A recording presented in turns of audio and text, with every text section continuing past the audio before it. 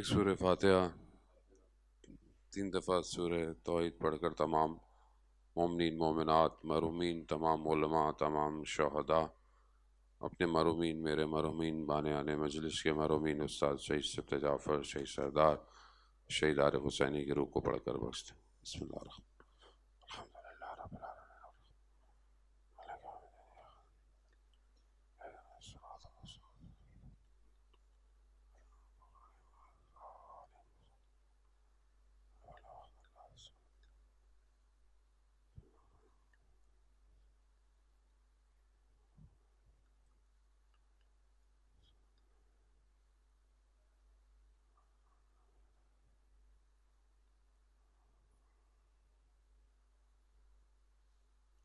امام زمانہ کی سلامتی کے لیے ایک دفعہ صلوات پیش۔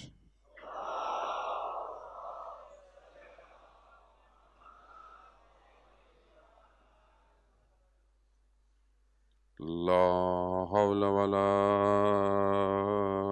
قوة إلا بالله العلي العظيم حسبنا الله ونعم الوكيل نعم المولى ونعم النصير أعوذ بالله من الشيطان الرجيم بسم الله الرحمن الرحيم الحمد لله الذي يؤمن الخائفين وينجي الصالحين ويضع المستكبرين ويهلك ملوكا ويستخلف آخرين والصلاة والسلام على رسول ثقلين محبوب رب المشرقين والمغربين جد الحسن والحسين نبينا سيدنا بالقاسم محمد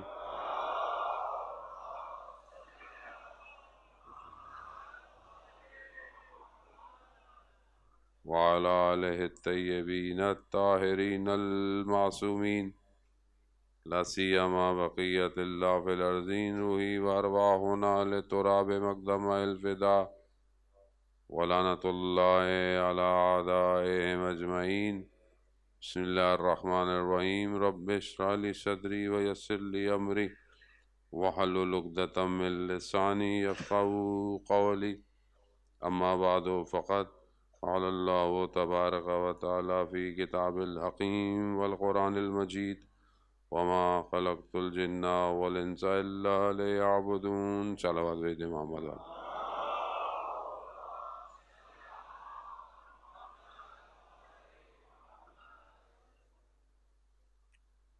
عزیزان محترم، ایام فاطمیہ سلام اللہ علیہ کی مناسبت سے مجالس کا انعقاد آپ کی خدمت میں 5 روزہ مجالس میں سے پہلی مجلس کی خدا نے توفیق عطا فرمائی ہے۔ 2 روایات جو بہت زیادہ مستحکم ہیں بی بی کی شہادت کی، ایک 13 جمادی الاول ہے اور ایک 3 جمادی الثانی، مختلف جگہوں پہ بہرحال دونوں روایات پہ مجالس ہوتی ہیں۔ ابھی بہرحال پوری دنیا کے اندر یہ سلسلہ جو ہے وہ کہ پہلی سے لے کر دوسری تک مجالس جاری اور ساری رہتی ہیں، اور بعض علماء اکرام کی نگاہ میں جب ایام فاطمیہ بہت زیادہ معروف ہو جائے تو یہ ظہور کی ایک نشانیوں میں سے ایک نشانی ہے، کیونکہ اللہ صلی اللہ بہرحال مجالس تو مجالس ہی ہیں ہماری، جیسے ماشاءاللہ ہوتی ہیں، خدا کا شکر ہے، لیکن ہر چیز کا ایک مقصد اور ایک ہدف ہے، اور اگر وہ چیز اس مقصد اور اس ہدف کی طرف نہ بڑھے تو وہ پھر وہ نتائج نہیں دے پاتی جو مطلوب ہیں۔ البتہ ہم سب طالب ہیں اور ہم سب اس مطلوب کی طرف بڑھ رہے ہیں۔ ایام فاطمیہ کا اپنا ایک سٹرکچرڈ ہے، اپنی بحثیں ہیں، اپنی گفتگو ہے، گو کہ جس معاشرے میں ہم رہتے ہیں ہمارے لیے آسان نہیں ہے ان سارے مطالب کو عیاں کرنا، لیکن جتنی بہرحال خدا طاقت اور وسعت دے ہمیں اس کے باطن میں سیر کرنا پڑے گی، کیونکہ یہ بہت امپورٹنٹ مسئلہ ہے کہ ظہور کیوں نہیں ہو رہا اور ظہور کے رکاوٹیں کیا ہیں، کیونکہ جب تک یہ ولایت سمجھ میں نہیں آئے گی کہ جس کو تاریکی میں ڈھانپنے کی کوشش کی گئی اور ایک خاتون نے اپنا کردار ادا کر کے اس ولایت کی روشنیوں کو ہم تک پہنچایا ہے، تو اس لیے بہرحال ہم اس وادی میں وارد ہوں اور خدا میں توفیق دے کہ چند دن جو بہرحال آپ کے درمیان میں ہے، بہرحال ہمارے بعد مولانا صاحب عارف شاہ کاظمی بھی آپ کی خدمت میں حاضر ہیں، انشاءاللہ بہتر استفادہ کریں، متصل ہوں، اتصال ضروری ہے باطن سے کہ جب ہم اس مقام پہ پہنچیں تاکہ ہم اس وادی کو سمجھ پائیں کہ وادی کون سی وادی ہے۔ دوسری طرف ایک کہ صرف ہم اپنی طرف بڑھنے کی کوشش کریں لیکن اس رکاوٹوں کو نہ پہچانیں۔ قرآن جو ہے وہ جب ذکر کرتا ہے انسانیت کی بقا کی بات کرتا ہے تو قرآن اپنے قصوں کے ذریعے سے اپنی ان واقعات کے جو انبیاؤں کے واقعات ہیں وہاں پر گھر کی توصیف کرتا ہے، گھر کی تعریف کرتا ہے۔ پروردگار قرآن میں ارشاد فرماتا ہے، مشہور جو ہے وہ آیت ہے فضائل اہل بیت میں کہ فی بیوت، ایسے گھر ہیں کہ جس میں اللہ نے رفعت کی اجازت دی ہے، بلندی کی اجازت دی ہے۔ کتنی بلندی؟ کہا عرش تک کی بلندی کی خدا نے اجازت دی ہے اس گھر کو، اور یہ وہ گھر ہیں کہ جس میں ذکر ہوتا ہے۔ اب یہ کوئی اور گھر نہیں ہے، یہ وہی گھر ہے کہ جس کا دروازہ مسجد نبوی میں کھلتا ہے۔ اب یہ گھر جو بلندی کی طرف لے کے جاتا ہے، یہ وہ گھر جس میں ذکر ہے۔ اب یہ ذکر اور یہ رفعت جو ہے یہ صرف اس گھر کے لیے نہیں ہے، بلکہ اس گھر سے نکل کر اس نے پورے عالم کو روشن کرنا ہے۔ وہ نور جو اس گھر سے نکل رہا ہے اس نور نے پورے عالم کو روشن کرنا ہے، اور یہ نور اللہ نور السماوات، اللہ ہی نور ہے جو زمین اور آسمان کا ہے۔ اب ہمیں اس رکاوٹوں کو بھی دیکھنا ہے کہ وہ کون سی رکاوٹیں ہیں جو اس نور سے روک رہی ہیں ہمیں، کون سی چیزیں ہیں جو یہ نور آنا چاہتا ہے لیکن نور کو آنے نہیں دے رہی۔ عزیزان محترم، تاریخ کے اور آگ کو پلٹنا اور کچھ چیزوں کی نشاندہی کر لینا مصداق کی نسبتاً آسان ہے، لیکن اس کے جڑ تک جانا اور اس کی چیز کو سمجھنا تاکہ اپنے معاشرے کے اوپر اس کو کمپیریٹیو اسٹڈی کر سکیں، مطلب تاریخ میں یہ ہوا، ایسے ہوا، خوب کیوں ہوا، کیا وجوہات تھیں اور پیچھے کیا ہے جو اس نور کو دبانا چاہتا ہے، کون سی مشکل ہے آخر۔ مطلب آپ تاریخ میں دیں، قرآن کے واقعات اور حدیث اور روایات دیکھیں، جب بھی کوئی اللہ کا ولی آیا ہے اس کے سامنے رکاوٹیں آئی ہیں۔ کیوں اس کے سامنے رکاوٹ؟ پوری سسٹم اس زمانے کا اللہ کے ولی کے مقابلے میں ہے۔ مثلا آپ حضرت موسیٰ علیہ السلام، حضرت موسیٰ فرعون جو اتنی طاقت رکھتا ہے ظاہری طور پر، اپنے آپ کو ربکم الاعلیٰ کہتا ہے، آسان نہیں تھا۔ مطلب اگر آپ ابھی بھی اسٹڈی کریں اہرام مصر جو ہیں وہ کوئی آج اس زمانے میں کرینے نہیں تھیں، کیا چیز تھی، اور جو وزن ہے ایک ایک پتھر کا اس کو ممکن نہیں ہے اٹھانا، مگر اتنی ذہنی فکری جو بلندی پر ایک قوم پہنچی ہوئی ہے، اور پھر اس کا بہرحال ایک ظاہری بادشاہ ہے، سارا سسٹم ہے، خوب سسٹم عقلانی طور پر کوئی فارغ سسٹم نہیں تھا۔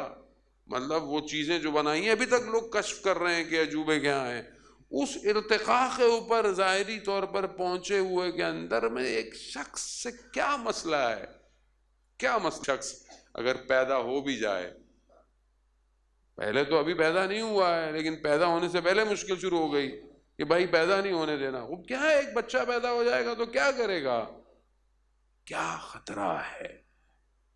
تو یہاں صرف ظاہر نہیں ہے، یہاں باطن ہے. باطن، وہ باطن کہ جو دشمن ہے ولایت الہی کا، وہ ایک لمحہ اجازت نہیں دیتا کہ کوئی ولی دنیا میں آئے. پہلے دن سے اس نے یہ ٹھانی ہوئی ہے، اللہ کی بارگاہ میں اس نے قسم لی ہوئی ہے، پروردگار مجھے وقت دے. خوب یہ اتنا آسان نہیں تھا. خوب ایک بچہ آتا چلا آتا، نہیں آنا چاہیے. یہ پورا سسٹم کولیپس ہو جائے گا. لوگوں کے جن کے حمل تھے ان کے بچوں کو زندہ مارا گیا، مگر خدا اپنے نظام کے ساتھ اس حمل کو مخفی کیے ہوئے کہ پتہ نہ چلے کہ حضرت موسیٰ کی ولادت ہونے والی ہے. اور جب ولادت دی تو ماں کو یہ تسلی دی.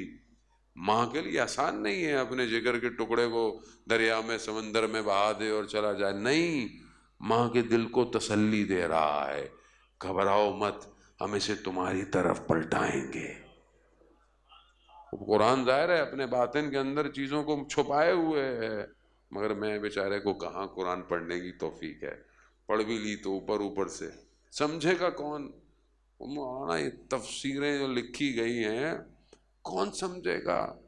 خوب ایک بہت بڑے عالم دین، وہ آپ تفسیر المجمع البیان جو ہے وہ شیخ طبرسی کی ہے غالباً، یعنی مر گئے. وہ قبر کھودنے والے جو ہوتے ہیں وہ پہنچے تو اندر سے آواز آئی مجھے باہر نکالو. گھبرا کے جانے لگا، کہا نہیں مجھے باہر نکالو. اس وقت خدا کی بارگاہ میں خدا سے مہلت مانگ رہے ہیں کہ اگر میں زندہ ہو جاؤں تو میں قرآن کی تفسیر لکھوں گا. یعنی فرصت زندگی کی ضائع نہیں کرنی. اور میرے پاس اتنی فرصت نہیں کہ جو لکھی ہوئی ہیں ان کو پڑھ لوں. کب پڑھوں گا میں؟ جب آپ نہیں پڑھیں گے تو میرے جیسے ان پڑھ مولانا آپ کا وقت ضائع کریں گے آگے. پھر آپ بولتے ہیں معاشرہ ترقی نہیں کر رہا، معاشرے کے مسائل حل نہیں ہو رہے. تو تھوڑی سی آپ محنت کریں تو آپ کے پاس بھی کوئی پڑھا لکھا آئے گا سنانے کے لیے، ورنہ آپ بھی جائیں اور وہ بھی گھر چلا جائے گا. اور جانے محترم فرصت تھوڑی ہے زندگی میں، وقت نہیں ہے. یہ سوچنا کہ وقت ہے اور آگے میں کچھ نہیں، کسی کو نہیں پتا یہاں سے اتر کے سانس ہے یا نہیں ہے، کسی کو نہیں پتا. ائمہ علیہ الصلوۃ والسلام، خود امام رضا علیہ الصلوۃ والسلام ارشاد فرماتے ہیں،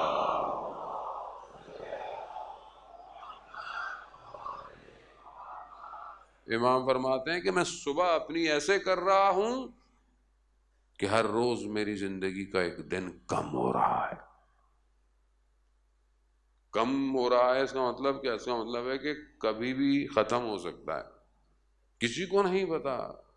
اس میں فرصت ہے. قرآن، ہدایت، معنویت، اس کے باطن میں اترنا.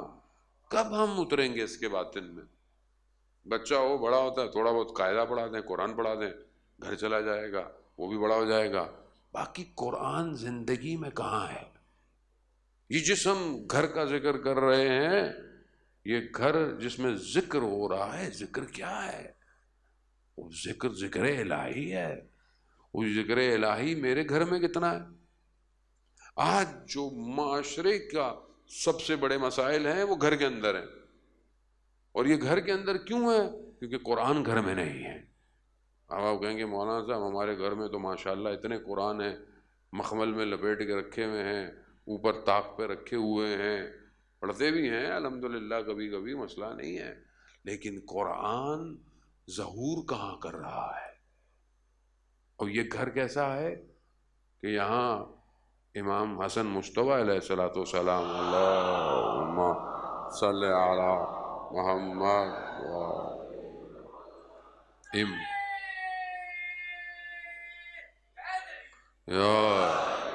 امام جب چھوٹے ہیں مسجد سے گھر آتے ہیں اور آ کر اپنی والدہ کو بتاتے ہیں آج کون سی وحی نازل ہوئی، آج وحی کے بعد رسول خدا نے بیان کیا ساری چیزیں، جب کہ رسول خدا بھی جا کر روز اپنی بیٹی کو بتاتے ہیں، امام علی بھی جا کے بتاتے ہیں، مگر بچے سے بھی پوچھ رہی ہیں کیا ہوا آج سارے دن. یہ گھر ایسا ہے. کاش میرے گھر میں کھانے کی ٹیبل پہ کسی قرآن کی آیت پہ گفتگو ہو. اذان محترم، میرے گھر میں تو نیٹ فلکس کا سیزن اور انسٹاگرام پہ کپڑوں کا ایڈ ڈسکس ہوتا ہے. کہاں ہے قرآن؟ میں کہاں جاؤں باطن میں؟ آج معاشرہ ایک دوسرے کو برداشت نہیں کر پا رہا، بھائی بھائی کا دشمن ہے. اور خاص طور پہ ازدواجی زندگی جس فقدان کا شکار ہے، اس کی وجہ کیا ہے؟ قرآن نہیں ہے، قرآن کی تعلیمات نہیں ہے. خود میں آپ کو خدا نخواستہ میں اپنے آپ کو کتنی تفاسیر کا مطالعہ کیا میں نے ابھی تک، کتنی آیتوں کو تھوڑا سا کھول لیا میں نے. باطن آیات کیا ہیں؟ میں تو ظاہر بھی نہیں ابھی تک پڑھ پایا. بہت تھوڑے سے لوگ قرآن کو پڑھتے ہیں، ماشاء اللہ مجھے خوشی ہوتی ہے بعض اوقات کہ مولانا صاحب نے ایک دفعہ ترجمے کے ساتھ پڑھا ہے، شوق پیدا ہوتا ہے، پھر تفسیر کی طرف جاتا ہے. اذان محترم، یہ جو ہم جس چیز کے پیچھے بھاگ رہے ہیں، میں نہیں کہہ رہا کہ آپ کام نہیں کریں، جاب نہیں کریں، پڑھائی نہیں کریں، کتابیں نہ پڑھیں، ناول نہ پڑھیں، ہاں پڑھیں، لیکن یہ ساری چیزیں یہیں رہ جائیں گی. قرآن کہاں ہے زندگی میں؟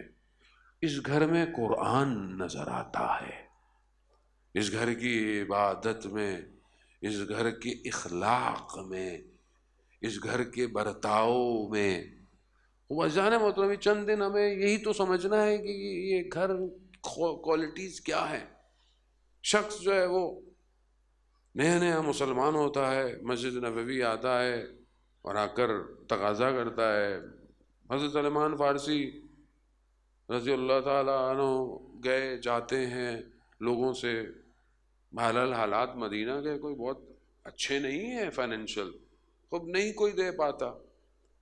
جیسے ہی اس گھر پہ آتے ہیں، بیوی کہتی ہیں سلمان سے، سلمان 3 دن سے بچوں نے کچھ کھایا نہیں ہے، سختی کا عالم ہے، مگر کیونکہ خیر دروازے پہ آ جائے تو اسے پلٹانا نہیں چاہیے.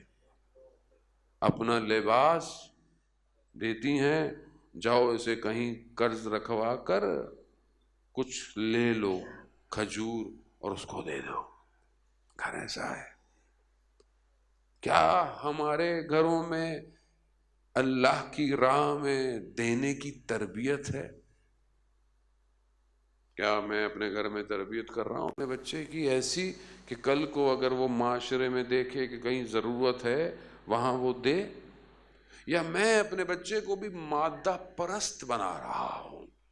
ایجوکیشن سسٹم تو ایسے ہی ہے، یہ پڑھ لو، وہ پڑھ لو، اچھے نمبر لے آؤ، یونیورسٹی میں چلے جاؤ، ڈگری لے لو، ڈگری کے بعد نوکری کرو، نوکری کے بعد یہ لو، وہ لو، یہ لو، وہ ختم داستان. یہاں گھر کیا تعلیم دے رہا ہے؟ اب اخلاق، تربیت باتوں سے نہیں ہے، اعمال سے ظاہر ہوتی ہے. فقیر جب آتا ہے سائل امام حسین علیہ السلام کی خدمت میں،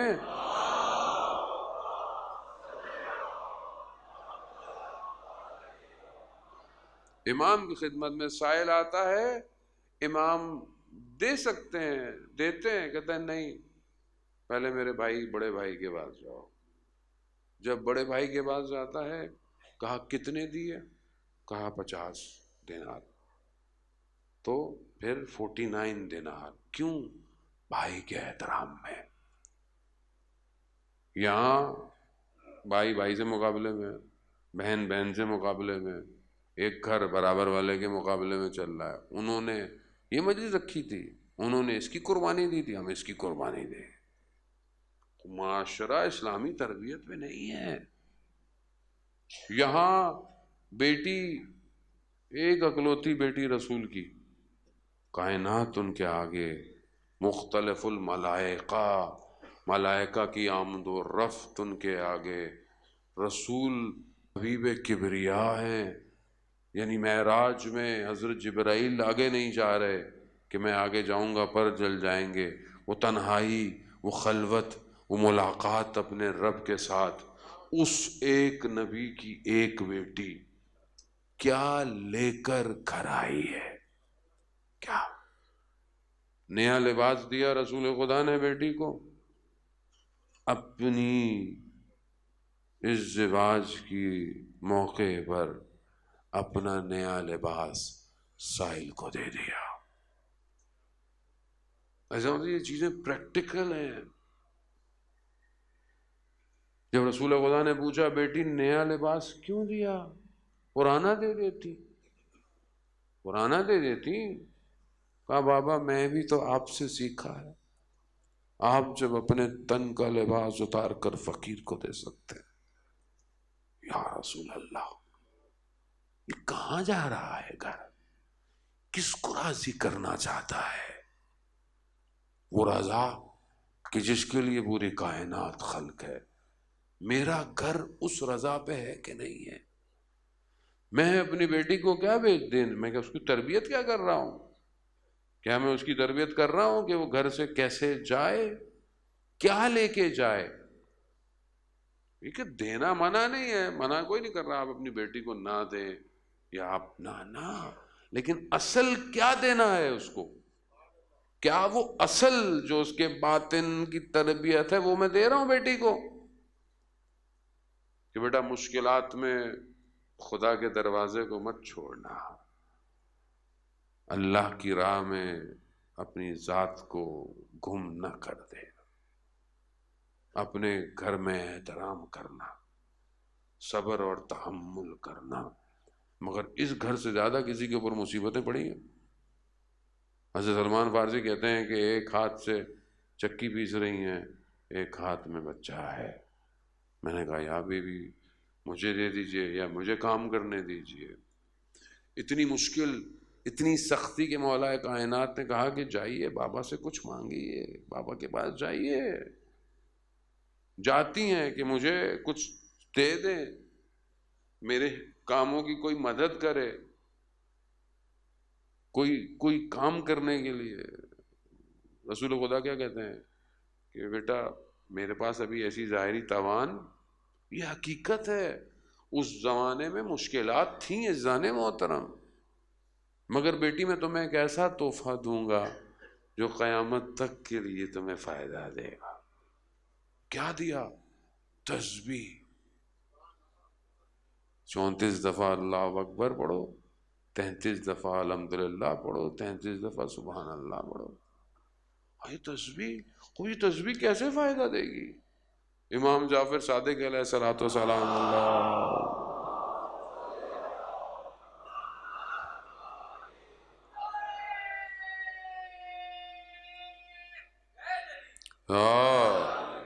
امام فرماتے ہیں کہ جو نماز کے بعد واجب اپنے گھٹنوں کو بلند نہ کرے اور اس تسبیح کو پڑھے، اسے یہ تسبیح 1000 نوافل کے برابر ہے۔ 1000 نوافل میرے نہیں، امام کے۔ عزیزان محترم، یہ تسبیح راز کشا ہے۔ ہم تفکر کے ساتھ اس تسبیح کو نہیں پڑھتے۔ اللہ اکبر کیوں ہے؟ کیوں پہلے اس کی کبریائی کا ذکر کیا جا رہا؟ خوب یہ تکبیر آسان نہیں ہے۔ کوئی وجود سے کہنا ہے کہ وہ سب سے بڑا ہے، جب وہ سب سے بڑا ہے تو پھر اس سے بڑی کوئی اور چیز نہیں ہے، جب اس سے بڑی کوئی اور چیز نہیں ہے تو پھر باقی سے گھبرانا کیسا؟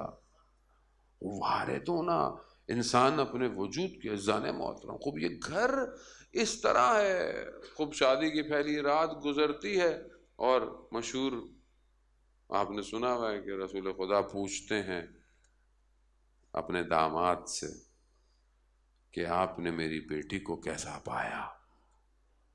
کیا میری توجہ ہے اس طرف کہ کیسا پایا؟ خوب جیسی تربیت دی ہوگی ہم نے ویسی ہوگی، ہم کیا ایکسپیکٹ کریں گے؟ مگر رسول جانتے ہیں کہ انہوں نے اپنی بیٹی کی تربیت کیسے کی، کیسا پایا۔ مولا کائنات فرماتے ہیں میں نے خدا کی عبادت میں مددگار پایا۔ میری زندگی میں جان محترم کیا واقعاً میں اپنی بیٹی کی ایسی تربیت کر رہا ہوں کہ وہ جس جگہ جائے گی خدا کی طرف معاشرے کو لے کے جائے۔ یہی اصل کمال ہے، یہی تو اصل کام ہے کہ خدا ہم سے بندگی چاہ رہا ہے۔ کیا میں آج معاشرے کو وہ کردار دے پا رہا ہوں جو کردار کو ضرورت ہے معاشرے کو؟ دوسری طرف جو اس کردار کو خراب کر رہا ہے وہ کون ہے؟ وہی جس نے پہلے وقت سے خدا سے مہلت مانگی ہوئی۔ اور جانی بہت سمجھنا ضروری ہے، ان چند دنوں بہرحال کوشش کریں کہ وہ عوامل، وہ فیکٹر کیا ہیں کہ آج سب سے بڑی جو دشمن کی کوشش ہے وہ اس گھر کو برباد کرنا ہے۔ گھر کون سا؟ یہ گھر جو اسلام جس کو گھر کہتا ہے، خاندان کہتا ہے، فیملی سٹرکچر کہتا ہے۔ پہلی کوشش ویسٹرن فلسفی کی یہی ہے کہ یہ ریلیشن شپ بانڈنگ نہ ہو، خاتون جو ہو وہ صرف اس استعمال کے پرپس کے لیے ہو جسے دنیا کا ملٹی نیشنل کلچر کہتی۔ جیسے کوئی پروڈکٹ آپ کو دی جائے، آپ اس کو استعمال کریں، ختم ہو جائے۔ عورت کے مقام کو یہ رکھا ہوا ہے، عورت صرف استعمال ہو کام کے لیے۔ آپ دیکھیں کہ کس طرح ویسٹرن اس کو کہاں لے آیا ہے، اس کو اوریاں کر دیا ہے، لباس اس کے تن سے کھینچ لیا، اور عورت سمجھتی ہے کہ شاید میں بہت خوبصورت لگ رہی ہوں، میں بہت حسین لگ رہی ہوں، یا میں بہت آزاد ہو گئی ہوں۔ یہ آزاد نہیں ہے، یہ اس مرد کی چھپی ہوئی ہوس ہے جسے اس نے لا کر کہ عورت کو بھی برابر کا مقام دینا چاہیے۔ اسلام عورت کے مقام، جتنا اسلام میں عورت کا مقام ہے وہ کسی جگہ نہیں ہے۔ اس سے بڑا اور کیا مقام اسلام دے کہ جو اسلام لانے والا نبی ہے، جب اس محفل میں بیٹی آ جائے تو اللہ کا نبی کھڑا ہو جاتا ہے۔ اس سے بڑا اور مقام کیا دے بیٹیوں کو کہ جب بیٹیوں کو زندہ دفنایا جاتا تھا، نہ صرف کھڑا ہونا بلکہ اپنے مقام پر اپنی بیٹی کو بٹھا دینا۔ فاطمہ بزۃ منی، فاطمہ میرے جگر کا ٹکڑا ہے۔ یہ مقام چھوٹا مقام نہیں ہے۔ ہمیں اسی مقام کی طرف اپنے آپ کو، اپنے گھر کو، اپنی فیملی۔ دشمن کیا چاہتا ہے؟ یہ سسٹم نہیں ہونا چاہیے۔ دشمن سارے ان کاموں کو کر رہا ہے کہ جو اسلام کے مخالف، محرم نامحرم کے فرق کو برباد کر رہا ہے، حرام کو حلال، حلال کو حرام کر رہا ہے۔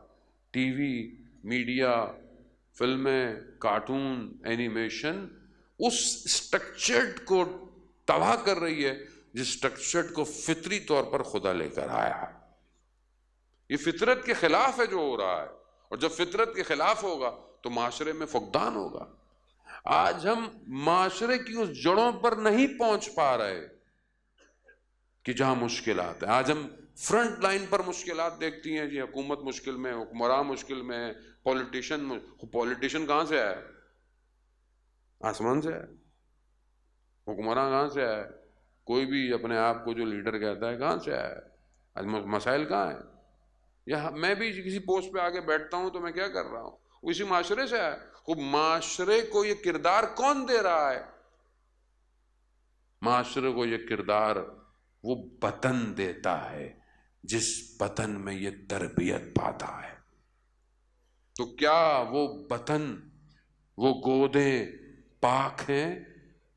کیا ان کی تربیت ہو رہی ہے کہ ان سے نکلنے والا اور ان کا تربیت یافتہ وجود انسانیت کو بقا دے گا؟ کیا یہ سوچ کر آج کا جوان اپنے لیے اپنی لائف پارٹنر ڈھونڈتا ہے؟ یا وہ فیس بک پہ بھی، انسٹاگرام پہ ڈی پی دیکھی، پسند آ گئی، چلو بھائی آن لائن شادی ہو گئی، پھر آن لائن طلاق بھی ہو گئی۔ جتنی جلدی شادی اتنی جلدی طلاق۔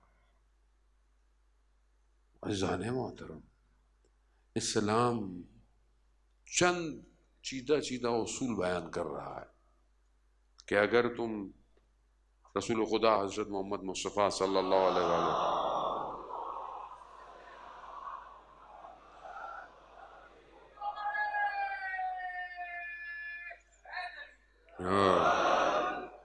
رسول خدا کی ایک حدیث ہے، بہت واضح حدیث ہے، خاص طور پہ گھر کے معاملے میں۔ پہلا کردار رسول خدا کہتے ہیں وہ گھر بہت بہترین ہے، وہ خاتون بہت بہترین ہے جو شوہر کے وجود کو خوشحال رکھے، اس کی غیر موجودگی میں اس کی اپنی عفت کی حفاظت رکھے اور اس کے مال کی حفاظت کرے جو وہ چھوڑ کے گیا ہے۔ بھائی یہ خاتون بہترین خاتون ہے۔ کہا دوسری چیز کہ وہ سواری بہترین سواری ہے جو اسے اس کی منزل تک بڑی تیزی سے پہنچا دے۔ تیسری چیز گھر کہ جو کشادہ گھر ہو۔ اگر یہ تین چیزیں تمہارے پاس ہیں تو خدا کی خیر ہے تمہارے اوپر، اور اگر یہی تین چیزیں اپوزٹ ہیں، یعنی خاتون ایسی کہ جس کا کردار تمہارے لیے اذیت کا باعث ہو، تمہارے مال اور تمہارے امانت کی حفاظت نہ دیتی ہو، تو ایسی خاتون جو ہے وہ بہت خراب ہے۔ یا وہ سواری کہ جو سست اور کاہل ہو، جسے تمہیں مار کر جو ہے وہ اپنی منزل کی طرف جانا ہو، وہ تمہارے لیے کسی کام کی نہیں۔ اور وہ گھر کہ جو تمہارے لیے کشادہ نہ ہو، تنگی کا باعث ہو، اس کا مطلب ہے تمہارے لیے خیر نہیں ہے۔ خوب گھر در و دیوار سے نہیں بنتا، گھر افراد سے بنتا ہے۔ کیا میں افراد کی تربیت کر رہا ہوں؟ یہ جو دوسرا سسٹم پینیٹریٹ ہوا ہے کہ میں ماہ محرم میں بھی میں نے اس کی طرف اشارہ کیا، خوب یہ حادثہ نہیں ہے۔ آپ اس کو تھوڑا سا کینوس کو وائٹ کریں۔ یہ جو رنگ معاشرے میں آج ڈالے جا رہے ہیں، کھانے پینے سے لے کر رہن سہن سے لے کر ہر چیز سے، یہ بربادی ہے، اور یہ اتنا برباد معاشرے کو کر دیں گے کہ یہ سب بکھر جائے گا، اور ہمیں ظاہری طور پر چند چیزوں میں الجھایا ہوا ہے۔ گیم کچھ اور ہے، دکھایا کچھ اور جا رہا ہے۔ ہمیں کیوں اتنی کنسرن ہے؟ مولانا صاحب آپ کو کیا پرابلم ہے؟ اپنی مجلس پڑھیں گھر جائیں، چار فضائل پڑھیں، مصائب پڑھیں گھر جائیں۔ آپ کو کیا مسئلہ ہے؟ سسٹم سے پوری دنیا میں ہو رہا ہے، مسئلہ ہے کیونکہ جس خاتون کے لیے آپ آگے بیٹھے ہیں، وہ خاتون جس مقام پہ تھی، جس لیول پر ظاہری طور پر بھی، ایک ظاہری بھی ڈیزگنیشن ہوتا ہے نا کہ ایک نبی ہے کہ جو سارے نبیوں کا سردار ہے، اس نبی کی ایک بیٹی کی ایک ڈیزگنیشن تو ہے نا ظاہری طور پر، وہ گھر بیٹھی رہتی، اس نے کیوں اپنے گھر کو چھوڑا؟ وہ خاتون کہ جب نابینا فرد گھر میں داخل ہو رہا ہے، کہا بابا میں ذرا چادر پہن لوں۔ بیٹی نابینا ہے، کہا بابا وہ نہیں دیکھ سکتا، میں تو دیکھ سکتی ہوں۔ وہ گھر کو چھوڑ رہی ہے، کیوں؟ سسٹم کی وجہ سے۔ وہ سسٹم جو الہی سسٹم ہے، جب اس کی رکاوٹ آئے گی تو وہ فاطمہ کہ جو بذات و منی ہے، جو ام ابیہ ہے، جو طاہرہ ہے، جو بتول ہے، جو راضیہ ہے، جو مرضیہ ہے، وہ اپنا وجود قربان کرے گی۔ کیوں؟ کیونکہ اس ولایت کو حاکم ہونا ہے۔ ہمارا مسئلہ یہی ہے کہ ہم اس گھر کے ماننے والے ہیں جس کے ہر فرد نے اپنی جان قربان کی ہے۔ تو جب تک وہ نظام حاکم نہیں آئے گا، ہم آرام سے نہیں بیٹھ سکتے، اور وہ نظام وہی لے کر آئے گا جو اس خاتون کا آخری فرزند ہے۔ وہ یہ سب تیاری اسی کے لیے ہے، اور اس کے لیے ظاہر ہے ایک اکیلا آدمی کچھ نہیں کر سکتا۔ گھر چاہیے، گھر والے لوگ چاہیے، تربیت چاہیے، گود چاہیے، امام خمینی رضوان اللہ تعالیٰ علیہ سے پوچھا گیا کہ آپ کی فوج کہاں ہے جب وہ انقلاب لے کر آ رہے ہیں، ریولوشن جب آئی، جب وہ کوشش کر رہے تھے 79 78 میں آئی، وہ اس سے کئی سال پہلے سے کوشش کر رہے. کہا آپ یہ جو کوشش کر رہے ہیں آپ کی فوج کہاں ہے؟ کہا ماؤں کی گودوں میں ہے. وہ یہ ہوا جب ریولوشن آئی اور جب جنگ ہوئی تو کتنے سال کے بچے تھے؟ 13 سال 14 سال. ماں کی گود. ابھی بھی وقت ہے، ابھی بھی اگر ہم تیاری کریں تو آنے والی نسل کو بچا سکتے ہیں. نہ صرف نسل کو بلکہ پوری دنیا کو بچا سکتے ہیں. ہمارے ساتھ تو جو ہو گیا وہ ہو گیا، اس نسل کو بچائیں. یہ نسل جس اٹیک کے اندر ہے ہم سوچ بھی نہیں سکتے. یہ جو سسٹم ڈیزائنڈ ہے، ویسے بھی آن لائن کا، ہر چیز آن لائن، یہ بچہ بھی آن لائن ہے، پڑھائی بھی آن لائن ہے، اسکول بھی کھل گئے پھر بھی آن لائن ہے، سب کچھ، کام بھی آن لائن ہے، خریداری بھی آن لائن ہے. یہ حاکمیت کوئی اور ہے. یہ جس طریقے سے اسے کوپ کر رہی ہے، ہم ابھی نہیں پہنچ پائے اس لیول پر. عزیزان محترم، پہلے زمانے میں لوگوں کو کچھ کھلایا پلایا جاتا. داعش میں ویڈیو جب دیکھتے تھے کہ یہ کیسے قتل کر رہے ہیں لوگوں کو، مطلب ان کے اندر انسانیت نہیں ہے، اسے احساس نہیں ہوتا یہ کاٹ رہا ہے. ان کو گولیاں کھلائی جاتی تھی. ڈاکومنٹریاں موجود ہیں، ساری چیزیں سب آپ کے پاس ہے. ایسی گولی بنائی گئی کہ جو اس سے انسانیت کی حس کو کھینچ لے، اس کے اندر حیوانیت اور بربریت آ جائے. وہ گولی کھائے اس کے بعد اسے پتہ نہیں وہ کیا کر رہا ہے. اس لیے ابھی جو وائرس ڈیزائن ہو رہے ہیں، بہرحال گفتگو ہے کس حد تک کیا ہے، بہرحال ہو رہا ہے. ابھی جو وائرس ڈیزائن ہو رہا ہے وہ ایسا ہے کہ جو اثر جو ڈالے گا وہ بدن پہ نہیں ڈالے گا، وہ اس کے ذہن پہ ڈالے گا. اور خاص طور پر جس کے عقیدے مذہبی ہیں اس سے اس کا مذہبی عقیدہ چھین لیا جائے گا. تو یہ ہو رہا ہے. دشمن اتنی پلاننگ میں رہا ہے کہ بتا آپ سے مشکل کیا ہے اس کو کہ ان کو کچھ بھی کر لو یہ مذہب نہیں چھوڑتے. مجالس ہو، محرم ہو، نمازیں ہیں، کہیں نمازیں، مسجدیں آباد ہیں، کہیں امام بارگاہیں آباد ہیں. خوب یہ ایک مذہبی رجحان ہے نا، مذہبی رجحان کیسے اس کو ڈائلیوٹ کرے تو وہ وائرس بنائے گا. جو وائرس ضروری نہیں ہے کہ وائرس دوائی کے ذریعے جو نا، سوشل میڈیا جو پلیٹ فارم ہے اس کے جو الگورتھم ہے، اس کی جو کوڈنگ ہے وہ اس طرح ڈیزائنڈ ہے کہ جب آپ اس میں انوالو ہو جائیں گے تو وہ آپ کے ذہن کو وائرس کی طرح کام کرے گا. یعنی گولی کھلاؤ تو آدمی کیا کرے گا؟ بربری حیوان ہو جائے. ایپلیکیشن اس کو ایسا کر دیں گی کہ وہ حیوان ہو جائے گا. اور یہ ہو رہا ہے دنیا میں، ہوا ہے یہ دنیا میں. ابھی ہونے والے حالات کے اندر مختلف ملکوں کے اندر جو جوانوں کو ورغلایا گیا ہے وہ انسٹاگرام کے ذریعے سے. لیکن ہم ان چیزوں کو ظاہر ہے ہماری اپنی اتنی مشکلات ہیں، ہم باقی چیزوں کو کیا سمجھے دنیا میں کیا ہو رہا ہے. وہ کیسے اس نسل کو بچائیں گے؟ ایک ہی حل ہے، قرآن. اس قرآن کو اپنے طاقوں سے نکالیں اور اپنے باطن میں پیوست کریں. جب تک یہ قرآنی کردار معاشرے میں نظر نہیں آئیں گے یہ معاشرہ نہیں بچ سکتا. ورنہ ہم ہمسایہ ہمسائے کا دشمن، بھائی بھائی کا، بہن بہن کا دشمن.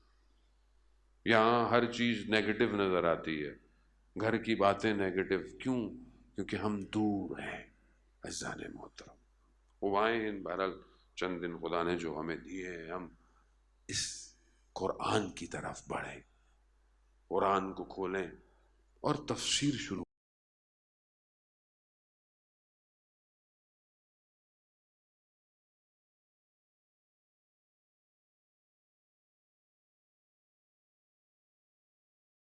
میں آپ کو ایک تفسیر کا درس مل جاتا ہے. کتنا ٹائم ہے ہمارے پاس پورے دن؟ تھوڑے منٹ اگر قرآن کے لیے نکال دیں خود معاشرہ ٹھیک ہو جائے گا. عزیزان محترم، قرآن کو اس کے باطن کی طرف متوجہ ہوں.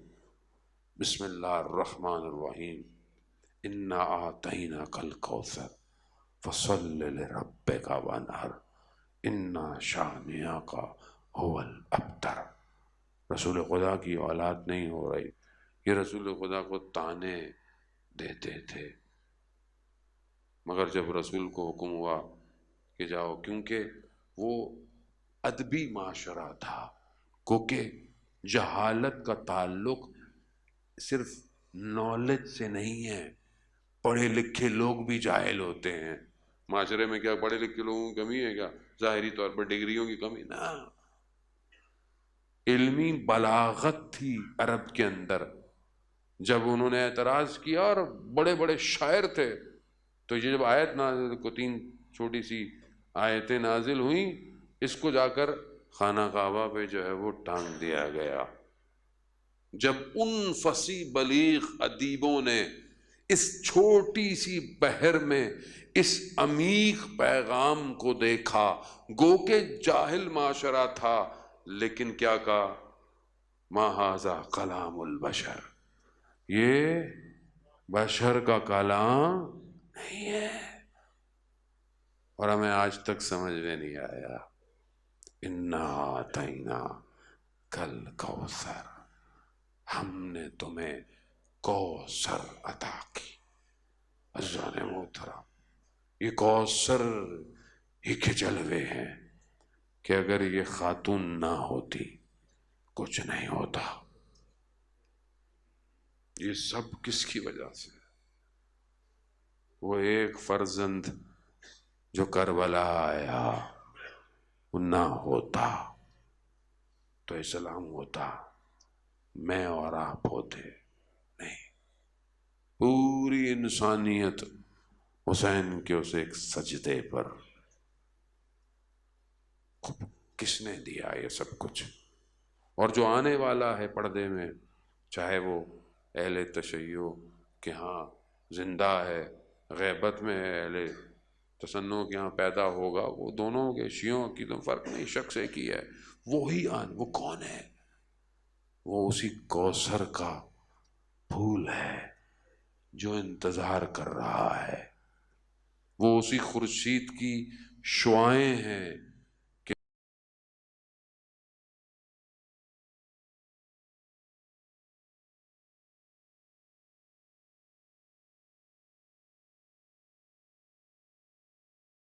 تو حضرت خدیجہ نے چند وصیتیں، چند سفارشیں کی۔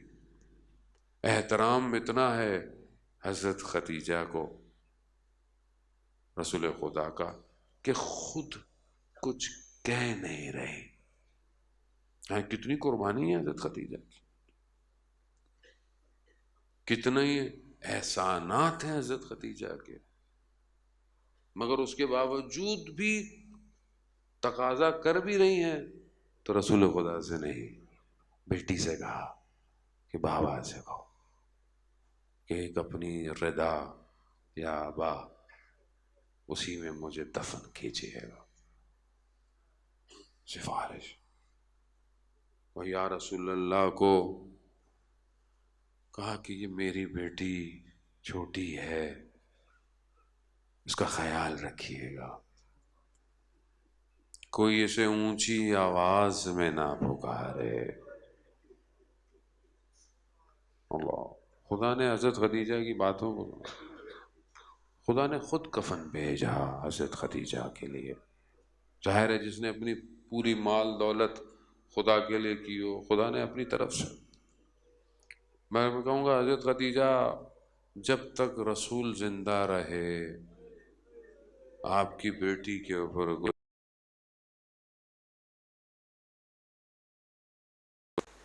رسول خدا کا آخری وقت ہے،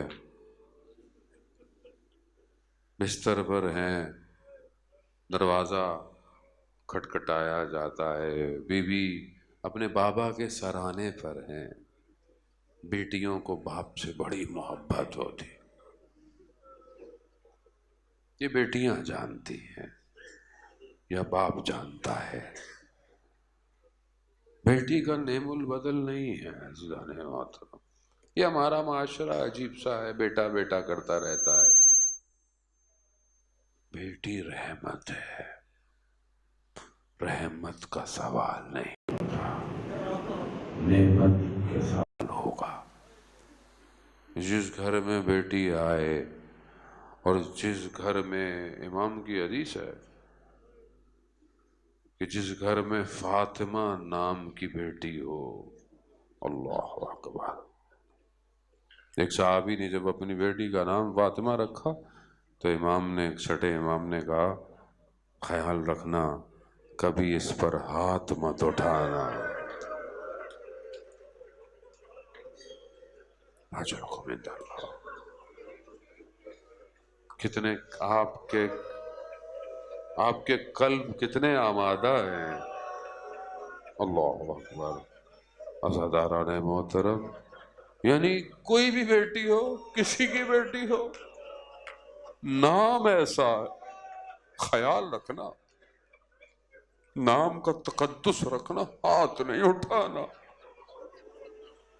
یا ابن رسول اللہ، مگر امت کو کیا ہو گیا تھا؟ ہاں، عزادارہ نے بتاؤ، بیٹی ہے ہی ایسی، بیٹی اپنے باپ کے سرہانے پر بیٹھی ہوئی، دروازہ پھر کھٹکھٹایا، ہاں کون ہے؟ کہا بہت دور سے آیا ہوں میں، خدا کی زیارت کرنی ہے، ابھی ان کی طبیعت بہتر نہیں ہے، پھر بعد میں آنا۔ پھر گیا، 3 دفعہ کہتے ہیں دق الباب کیا، تیسری دفعہ رسول خدا نے کہا بیٹی آپ جانتی ہیں کون ہے یہ؟ ملک الموت ہے،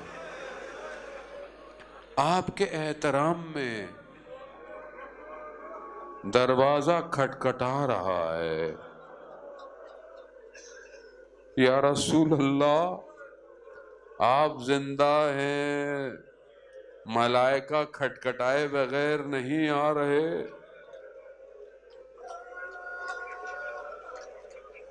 آپ کے جانے کی دیر ہے یا رسول اللہ۔ دروازہ کھٹکھٹایا نہیں جائے گا،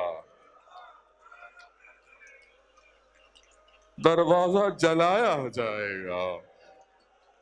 یا رسول اللہ، 6 مہینے تک آپ نے جس دروازے کو سلام کیا ہے نا، یہ چند لمحے، ہاں عزاداران محترم، صرف مصیبت اتنی بھی ہوتی تو تحمل ہو جاتی۔ ایام ہیں، آپ مصائب انشاءاللہ سنتے رہیں، خدا آپ کے گریے کو قبول کرے۔ عزاداران محترم، خوب یہ آمادہ ہو کر آئیں، شاید میں متوجہ نہیں ہوتا کہ یہ میں کس کے لیے آنسو بہا رہا ہوں۔ یہ رسول کی بیٹی ہے، رسول کو بڑی محبت ہے اپنی بیٹی سے۔ رسول نے کہا جس نے فاطمہ کو اذیت کی اس نے مجھے اذیت کی، جس نے مجھے اذیت کی اس نے خدا کو اذیت کی۔ ہاں عزاداران محترم، دروازہ صرف جلا نہیں، دروازہ گرایا، در و دیوار میں آ گئی۔ ایک ہی بیٹی ہے رسول کی، نہ صرف در و دیوار میں آئی، روایت بڑی سخت ہے۔ یا امام زمانہ، مجھے معاف کیجئے گا، میں خود سید ہوں، مجھ سے خود نہیں پڑھا جاتا، میں تو احترام میں نام بھی نہیں لیتا اپنی جدہ کا کہ کہیں کوئی غلطی نہ ہو جائے، لیکن کیا کر، روایت ایسی سخت ہے کہ نہ صرف در و دیوار میں آئی بلکہ دروازہ جب گرا، دروازے کے نیچے 40 لوگ دروازے پہ چڑھ کے گئے۔ یا رسول اللہ، میں کیسے برداشت ہوگا؟ یہ ایک ہی بیٹی ہے آپ کی۔ عزاداران محترم، یہی تو وجہ تھی۔ مصائب آخری دن کے ہیں، بس جملہ کہہ کر آپ سے التماس دعا کہوں گا کہ وہ جو آخری وقت تھا جب اتار رہا ہے کائنات کا امیر، نہ جانے شکستہ حالتوں سے ایک جملہ کہا، یا رسول اللہ جیسی امانت دی تھی ویسی نہیں دے رہا۔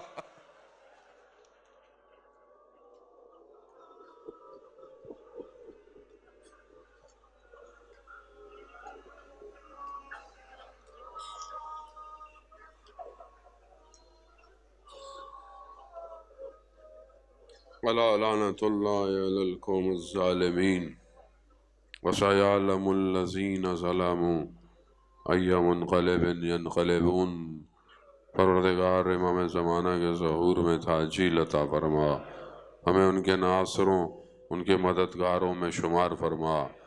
سیدہ سلام اللہ علیہا کو ہم سے راضی فرما، ہماری ماؤں بہنوں کو ان کی سیرت پر چلنے کی توفیق عطا فرما، ہمیں قیامت میں ان کی شفاعت نصیب فرما۔ پروردگار معاشرہ آخری زمانہ ہے، فتنے کا دور ہے، ہمیں ان فتنوں میں کامیابی عطا فرما۔ مسلمان جہاں بھی ہیں ان کی جان مال عزت آبرو کی حفاظت فرما، ہمارے وطن عزیز پاکستان کو عزت اور استحکام عطا فرما۔ پروردگار حاضرین مجلس کی جائز خواہشات کو پورا فرما، پانے آنے مجلس کی ان عزاداری کو اپنی بارگاہ میں قبول فرما۔ پیچھے بھی مسجد خیر العمل کی ٹرسٹ اور جتنے بھی لوگوں نے بہرحال اس مجلس کا میڈیا ساؤنڈ جو بھی بہرحال اپنا کردار ادا کر رہے ہیں، پروردگار انہیں اپنی بارگاہ سے اجر کثیر عطا فرما۔ پروردگار علماء اکرام مراجع اکرام کو طول عمر اور سلامتی عطا فرما، بیماروں کو بیمار کربلا کے صدقے شفائے کاملہ عطا فرما، بے اولادوں کو اولاد، مقروضوں کے قرضوں کو غیب سے عطا فرما۔ پروردگار ہمیں حج عمرہ اور زیارات کی توفیق عطا فرما۔ اللہم ارزقنا زیارت الحسین فی الدنیا و شفاعتہ فی الآخرہ۔ صلوات بھیجتے محمد و آلہ